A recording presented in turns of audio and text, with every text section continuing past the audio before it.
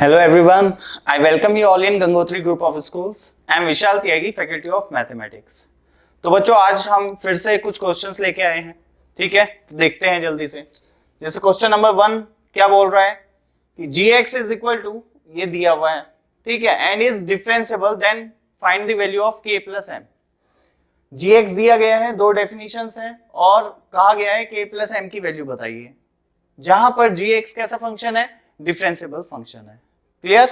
तो मैंने तुम्हें बताया है कि जैसे ही बोला जाए कि एक फंक्शन डिफरेंशिएबल है तो सबसे पहले आपके दिमाग में आना चाहिए कि अच्छा वो कॉन्टिन्यूअस भी होगा। सही है? तो कॉन्टिन्यूटी के लिए भी आपको वर्क करना पड़ेगा। ओके, तो मैक्सिमम लोग कैसे करते हैं वो मैं बता देता हूं आपको। मैक्सिमम लोग एकदम से क्या करेंगे, डिफरेंशिएबिलिटी चेक करने पे आ जाएंगे इसकी कि यार ये डिफरेंशिएबल बोला है तो एलएसडी और आरएसडी दोनों सेम होंगे। तो मैंने क्या किया, LHD निकाला, LSD कैसे, limit x tending to 3 negative, obviously 3 पे ही चेक करूंगा ना, ठीक है, 3 negative k times of square root of x plus 1 minus f of 3, ऐसे ही आता है ना भाई, f डैश 3 निकालना है ना मुझे, तो f डैश 3 क्या होगा, fx minus f of 3 upon x minus 3। Clear बच्चों? तो f ऑफ 3 कितना आएगा, 3 पुट कर दो इसमें, कितना आएगा, 3 पे इक्वालिटी यही है ना, तो 3 plus 1 4 and 2 that is 2k upon what, x minus 3, x minus 3। Cool, ठीक है। तो LSD हम यहां से निकाल सकते हैं, कैसे निकाले हम, अब क्या करें इसमें, तो मैंने क्या किया कि सब्स्टिट्यूशन किया, x को 3 माइनस h पुट कर दिया, आ गया क्या, लिमिट, या वैसे और भी बहुत सारे तरीके हैं, चलो इससे नहीं करते, अब इस लिमिट को ही सॉल्व कर लेते हैं। वी नो वेरी वेल कि LSD और RSD अलग अलग निकालने की जरूरत नहीं है, डिफरेंशिएबिलिटी मतलब फंक्शन डिफरेंशिएबल है, इसमें अलग अलग निकालने की जरूरत नहीं है क्योंकि ये ऑलरेडी LSD ही है। इसमें डेफिनेशन ये लेफ्ट हैंड साइड वाली ली गई है। अब इसके अंदर आप ऐसा करें कि x equal to 3 minus h, ये 3 प्लस एच, ऐसा नहीं होगा, ठीक है, ये ऑलरेडी 3 नेगेटिव के लिए ही वर्क हो रहा है, तो रख सकते हो 3 माइनस एच भी, ठीक है। और एक काम कर सकते हो इसे सॉल्व करने के लिए, k को कॉमन ले सकते हो और ये आ जाएगा x प्लस 1 माइनस 2, ऑलराइट, फिर रैशनलाइज कर लेंगे, तो रैशनलाइज करूंगा तो क्या आएगा, x plus 1 minus 4 upon x minus 3, और यहां पे क्या आएगा, x प्लस 1 प्लस 2, इसके अपोजिट साइन से ऊपर नीचे मल्टीप्लाई किया है, अब ये कितना आ गया, x माइनस 3, इससे ये कट गया और x को 3 पुट कर दिया, तो you will get k up is equal to 4, k upon 4, sorry क्या आ गया, k अपॉन 4, 3 यहाँ पे पुट करोगे तो 2 आएगा निकल के, 2 प्लस 2 4। ओके, देन ये आ गया अपना LSD, LHD left hand derivative. अब right hand derivative, right hand derivative कैसे निकालेंगे, limit x tending to 3 plus, तो वो कितना आ जाएगा बच्चों, mx plus 12 minus f of 3, f of 3 तो यहां से निकलेगा ना 2k अपॉन x माइनस 3 बच्चों, ऑल राइट, ओके। अब बोला क्या गया, इसकी वैल्यू निकालेंगे, इसकी वैल्यू कितनी आ जाएगी, देखिए 3 को अगर मैं यहां पे पुट करता हूं, ध्यान से देखना, 3 को अगर मैं यहां पे पुट करता हूं तो क्या आएगा, 3m minus 2k plus 12, all right. अच्छा, अपॉन में क्या चलेगा, 3 माइनस 3, ऐसे करके, तो सबसे पहले फॉर्म चेक करते हैं ना कौन सी फॉर्म है, तो x को 3 पुट किया तो ये बन रहा है। अच्छा, इसका आंसर कोई एक फाइनाइट नंबर सिर्फ और सिर्फ कब आ सकता है, देखो नीचे जो है अपना डिनोमिनेटर वो तो 0 है, तो ऑब्वियसली ऊपर वाले को भी 0 होना पड़ेगा, अदरवाइज आंसर क्या आएगा बेटा, इनफाइनाइट। सही बात है, अदरवाइज अगर ऊपर वाला 0 नहीं हुआ तो आंसर क्या आ जाएगा, इन्फिनिटी की ओर जाएगा नंबर, जो कि वो फाइनाइट नहीं है।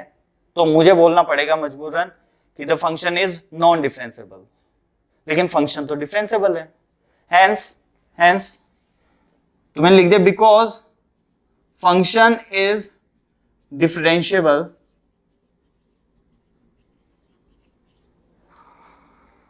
Then 3m minus 2k plus 12 is equal to 0. 3m minus 2k plus 12 is equal to 0. Clear? Okay, अब आंसर क्या आएगा? अब मान लिया अब मैंने क्या कि ये 0 है, ये मैंने मान लिया है, तो ये 0/0 फॉर्म बन गई। अब मैं इसमें एल हॉस्पिटल लगा रहा हूं। ये कौन सी फॉर्म है? 0/0, क्योंकि ये होना चाहिए उसके लिए और ये होगा तभी डिफरेंशिएबल हो सकता है फंक्शन। तो एक इक्वेशन तो मुझे ये मिल गई। दूसरी, मैंने एल हॉस्पिटल रूल लगा दिया। एल हॉस्पिटल रूल लगाओगे तो क्या आएगा? m, ऊपर सिर्फ m बचेगा, ये ही वेरिएबल है, ये तो सब कांस्टेंट है, नीचे आएगा 1, तो ये कितना आ गया? m। अब LSD इक्वल टू क्या होना चाहिए बेटा? RSD। ठीक है, तो LHD इक्वल होना चाहिए RHD के। LSD और RSD दोनों सेम होने चाहिए। तो m इक्वल टू क्या आ गया? K/4। m इक्वल टू कितना आया? K/4। तो यहां से मिल गया K4m। K इक्वल टू कितना? 4m। Clear students?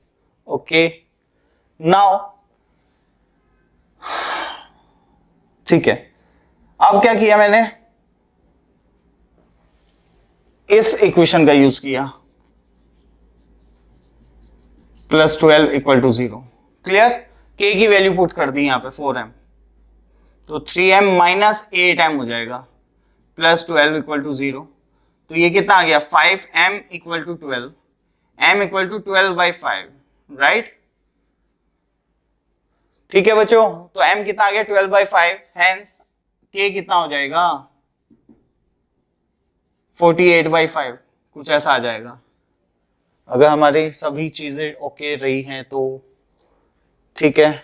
2 + 2 4, k/4 आ गया। यहाँ पे ये 0 था, जब मैंने इसे डिफरेंशिएट किया तो सिर्फ और सिर्फ m आया, है ना, और यहाँ पे 1, तो सिर्फ इसका आंसर क्या आएगा? लिमिट का m होना चाहिए k इक्वल बाय 4 के इक्वल, तो k इक्वल टू 4m लिख दिया मैंने। दूसरी इक्वेशन मेरी ये बन रही थी, आंसर आगे निकल के। ओके, एक तो ये तरीका है। सिर्फ देखो, ध्यान से देखना, मैंने कुछ भी नहीं किया, मैंने कॉन्टिन्यूटी को डिस्कस ही नहीं किया, मैंने कॉन्टिन्यूटी को डिस्कस ही नहीं किया, सिर्फ LSD और RSD को इक्वेट किया। ठीक है, तब भी आंसर करेक्ट है, उसका रीजन है। ठीक है, अभी आपको मैं एक और मेथड बताऊंगा जिसे कहते हैं डायरेक्ट डिफरेंशिएशन मेथड। तो उसमें मैं आपको सिखाऊंगा कि इसे आप डायरेक्ट डिफरेंशिएशन जो होता है ना, हमें आते हैं डिफरेंशिएशन, तो उससे भी कर सकते हो। इसे डायरेक्ट डिफरेंशिएट किया, इसको भी डायरेक्ट डिफरेंशिएट किया। फिर वहां पे आती है दिक्कत, वहां पे आपको एक ही इक्वेशन मिलेगी। जब भी आप इस वाले मेथड से करोगे, fx minus fa upon x minus a वाले मेथड से, ठीक है, तो ये फंक्शन ऑलरेडी उस चीज को अपने अंदर रखता है कि जो fx है वो कॉन्टिन्यूअस होना चाहिए at x equal to a। Clear मेरी बात? ये उस चीज को सेटिस्फाई करता ही करता है। Clear students? ऐसा क्यों? देखिए, अभी बता देता हूं, ध्यान से देखना एक मिनट। अच्छा, यहां तक समझ आ गया ना? ये बात मैं अभी बताने वाला हूं, जो मैंने अभी बोला ना, ये मैं अभी आपको बताता हूं। तो फिलहाल इस क्वेश्चन का आंसर आ चुका है। Clear? Okay, then pause the video and note it down fast. Okay students, तो देखिए जो मैं अभी बोल रहा हूं वो ये कि जैसे डिफरेंशिएबिलिटी चेक करने के लिए f' हम क्या निकालते हैं? Limit x tending to a fx minus fa upon x minus a। तो इसे अगर आप ध्यान से देखें, ये वाली लिमिट तभी एग्जिस्ट करेगी, तभी कोई फाइनाइट नंबर देगी, जब when limit x tending to a fx equal आए f ऑफ a के। ये बात सही है या नहीं? क्योंकि 0/0 फॉर्म बननी जरूरी है, नीचे तो 0 है, ऊपर भी 0 होना चाहिए। तो limiting value of function F X should be equal to F A. और लिमिटिंग वैल्यू का मतलब क्या होता है, LHL as well as RHL दोनों तो इक्वल होने ही चाहिए, as well as they should be equal to F of A. और ये किसकी कंडीशन होती है, फंक्शन कॉन्टिन्यूस होने की, कि जो एफ एक्स है ना वो x इक्वल टू ए पे कॉन्टिन्यूस होना चाहिए। क्लियर है बच्चों? तो जब आप इस फॉर्मूले का यूज करोगे ना कभी भी LSD और RSD निकालने के लिए तो आपको कॉन्टिन्यूटी को अलग से डिस्कस करने की जरूरत नहीं पड़ेगी। ओके, आप कहोगे कि यार जो पहले क्वेश्चन किए हैं उसमें तो पढ़ रही थी जरूरत, तो मैं बता दूं कि वहां पे तो हम ऐसे चेक कर रहे थे हम कि पहले मैंने कॉन्टिन्यूटी चेक कर ली, जैसे ही मुझे पता चला कि फंक्शन कॉन्टिन्यूस नहीं है तो मैंने कह दिया नॉन डिफरेंशिएबल तो होगा ही। तो मुझे LSD RSD से बचने के लिए कर रहा था मैं ये काम। क्लियर बच्चों? लेकिन कभी भी आप इस फॉर्मूले से अगर LSD RSD निकालोगे और फंक्शन कॉन्टिन्यूस ना हुआ, ऐसा हो सकता है ना कि तुमने कॉन्टिन्यूटी डिसकॉन्टिन्यूटी चेक ही नहीं की और तुम सीधा LSD RSD पे आ गए। जो पहले क्वेश्चंस किए हैं उनमें भी अगर आप कॉन्टिन्यूटी डिसकॉन्टिन्यूटी तो डिस्कस नहीं करते हैं, सीधा किस पे आ जाते हैं, इस फॉर्मूले पे। ठीक है, और एक्चुअल में फंक्शन कैसा था, डिसकॉन्टिन्यूस, और आप इस फॉर्मूला लगाना शुरू कर दिए तो कोई टेंशन की बात नहीं है, फंक्शन नॉन डिफरेंशिएबल ही आएगा गारंटेड। फंक्शन नॉन डिफरेंशिएबल आएगा गारंटेड, तो टेंशन लेने की बात नहीं है। ठीक है, लेकिन जो आपको दूसरा मेथड पढ़ाया जाएगा अभी, डायरेक्ट डिफरेंशिएशन मेथड, उसमें ये गलती हो जाती है। उसमें अगर आपने कॉन्टिन्यूटी डिसकॉन्टिन्यूटी चेक नहीं की है और सीधा डिफरेंशिएबिलिटी चेक करने लग गए तो हो सकता है आप आंसर दे दें कि दिस इज डिफरेंशिएबल और एक्चुअल में वो था डिसकंटिन्यूअस उस पॉइंट पे। तो ऐसी गलती हो सकती है, लेकिन इस फॉर्मूले के साथ कभी भी ऐसी गलती नहीं होगी। डायरेक्ट डिफरेंशिएशन में ऐसा हो सकता है, इसमें कभी भी ऐसा नहीं होगा। इसमें अगर कॉन्टिन्यूअस नहीं है तो गारंटीड आपका आंसर नहीं आने वाला है। सही बात है, ठीक है? तो गारंटीड आपका आंसर नहीं आएगा। ये फॉर्मूला अपने आप में कॉन्टिन्यूटी को अपने अंदर लेके बैठा हुआ है ऑलरेडी। Clear students? तो ध्यान रखेंगे, अगर आप इससे कर रहे हो तो बेस्ट होता है, कोई भी गलती होने की आशंका नहीं होगी।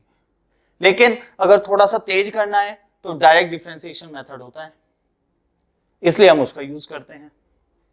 ठीक है, तो वहां पे मैं तुम्हें बता दूंगा बस क्या क्या चीजों का आपको ध्यान देना है। Clear students? तो अभी हम जल्दी ही उसे भी डिस्कस करेंगे, उससे पहले हम नेक्स्ट क्वेश्चन पे आ रहे हैं। तो नेक्स्ट क्वेश्चन क्या है, ये मैं हटा देता हूं।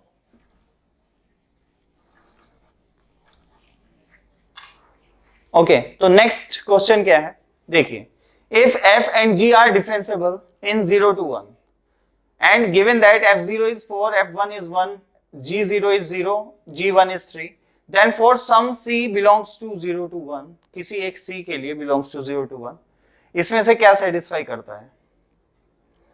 ओके, अच्छा, ऐसे कभी भी क्वेश्चन आए तो क्या करो, ग्राफिकली उन्हें बना लो।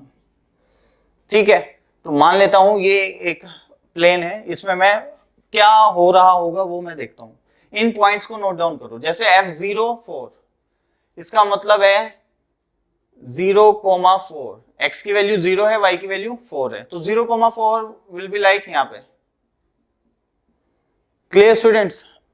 ओके, अच्छा ये क्या है, 1,1, 1,1 इज लाइक यहाँ 1,1। क्लियर? ये f के हैं कोऑर्डिनेट, ये f जो फंक्शन है ना उसकी हेल्प से लिखें।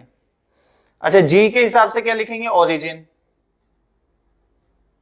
0,0, ये g का है, और दूसरा क्या है 1,3, तो ये यहां पे होगा कहीं 1,3, ये भी g का है। ओके, और f और g दोनों डिफरेंशिएबल फंक्शन है, दोनों डिफरेंशिएबल है तो ऑब्वियसली कॉन्टिन्यूअस भी होंगे। ठीक है, 1 से 3 में कैसे होंगे, कॉन्टिन्यूअस भी होंगे। क्लियर बच्चों? ओके, अब ध्यान से देखो।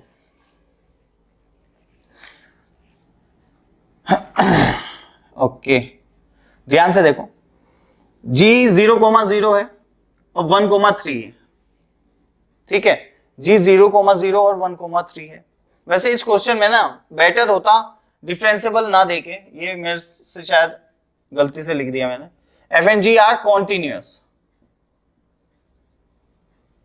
इन क्लोज इंटरवल 0 to 1, ये ज्यादा बेटर है, ठीक है। क्योंकि अगर एक फंक्शन डिफरेंशिएबल है 0 से 1 में, ठीक है, एक फंक्शन जो है वो कैसा है, डिफरेंशिएबल है 0 से 1 में, तो ऐसा जरूरी नहीं है कि वो क्लोज इंटरवल 0 से 1 में कॉन्टिन्यूअस होगा, ठीक है। जैसे जैसे 10x है जो है ना, 10x कहां से, अगर मैं बात करूं -π/2 से π/2 में, तो वो डिफरेंशिएबल होता है। 10x -π/2 से π/2 में कैसा होता है, डिफरेंशिएबल होता है। लेकिन क्लोज इंटरवल -π/2 से π/2 में वो डिसकंटिन्यूअस होता है एट π/2 और -π/2। Clear students? सो ऐसे भी बोलना सही नहीं होगा, तो ये ज्यादा बेटर है कि if f and g are continuous in 0 to 1 and f of 0 is 4, और ये दिया हुआ है for some c belongs to 0 to 1, क्या चीज सेटिस्फाई होगी? तो मैंने कहा ठीक है, देखो अब कॉन्टिन्यूअस फंक्शन है, इतना पता चल गया है, तो इस ग्राफ को यहां से यहां तक जाना है। अब कैसे भी जा सकता है, ये कैसे भी जा सकता है, इसको यहां से यहां तक जाना है, तो ऑब्वियसली कोई एक पॉइंट ऐसा आएगा, let's say x equal to c, जहां पे ये दोनों एक दूसरे को कट करेंगे, और जहां पे दो ग्राफ आपस में इंटरसेक्ट करते हैं, उसका क्या मतलब होता है बच्चों, कि उनकी वैल्यूज सेम हो जाती है। मतलब for some c f of c will be equal to g of c। Clear students? तो अजीब लगता है ये क्वेश्चन देखने में, जस्ट है बहुत ज्यादा इजी समझ आ गया ग्राफिकली कि भाई अगर यहां से चलूंगा तो यहां तक जाना है, यहां से चलूंगा तो यहां तक जाना है, तो ऑब्वियसली एक जगह कट करके जाना पड़ेगा, और एक जगह कट किया तो उसी को मैंने कह दिया फॉर सम सी, किसी एक पर्टिकुलर सी के लिए है। अच्छा, एक ही नहीं, वो और ज्यादा भी हो सकते हैं, एटलीस्ट एक तो जरूर होगा, इतना पक्का है।